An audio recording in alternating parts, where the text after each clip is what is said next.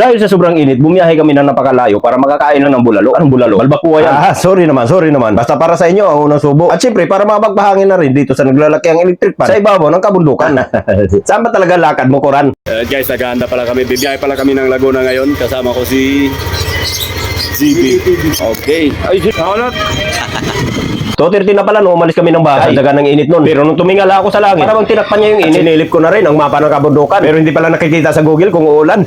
Kaya diretso lang. Mag-aalas 3 na pala nung lumabas kami ng Montalban. Mabuti na lang at natapat sa linggo. Kaya hindi masyadong masikip ang San Mateo. Kaya inisip ko, mas mapabilis siguro ang biyahe namin ngayon. Pero duda lang talaga ako sa ating kalangitan. Medyo makulimlim at maalinsangan. 3:20 na ng hapon at nasa Masinag na kami. Kaya lang dito, duda na talaga ako. Dahil sobrang itim na ng langit. Pero hanggat hindi pa bumabagsak ang ulan, tuloy lang. Dahil medyo malayo pa yung ating pupuntahan. Pero may napansin lang ako dito mga kaibigan. Curious lang. Ano bang purpose ng mga kulay orange na to? Oo. Pati bakod, pinakialaman mo na naman. Bayaan mo na nga lang yan.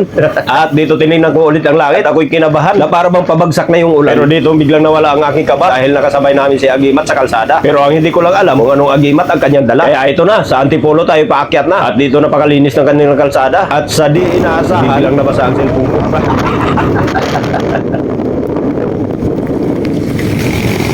Nangalit pa ba? Bigla.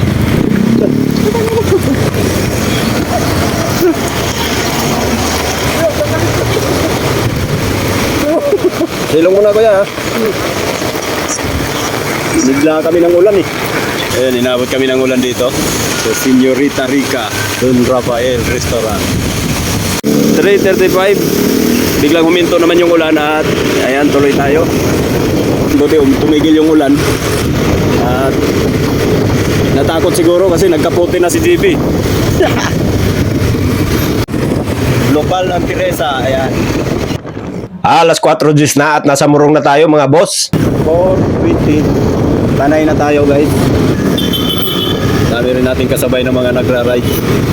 At dito papasok na tayo ng Pililya mga boss. At dito natin matatagpuan ang naglalakihang mga electric fan at mga mamahaling sasakyan. Kaya naman minsan nag-aagawan. Ay, kanta na yan ah. Kanta na ba yan? Oh, ito. Yun, nandito na tayo sa area. Ayan, yan yung kakabitan natin. Kakabitan agad. Di pa nga nasukatan. Yan yung susukatan natin. Yan. Dapat ganyan. Sukat muna. Ayun. Problema, wala dito yung tao. Kausap natin. Kontakin muna natin.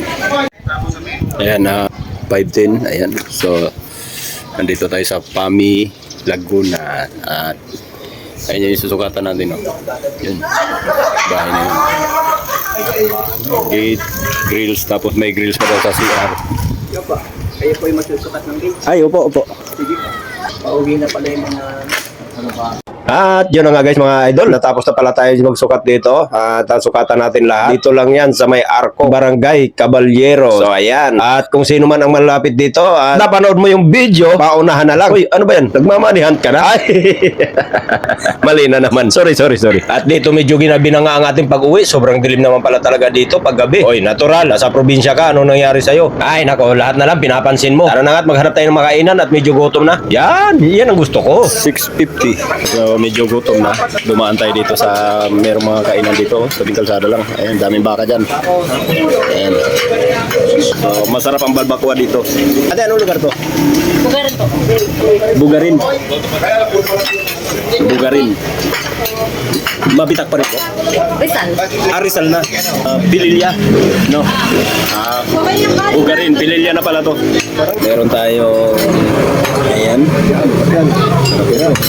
Sobrang lambot ng balbacoa nila dito. Uy, magdahan-dahan ka. Parang ang laki ng gutom mo ah.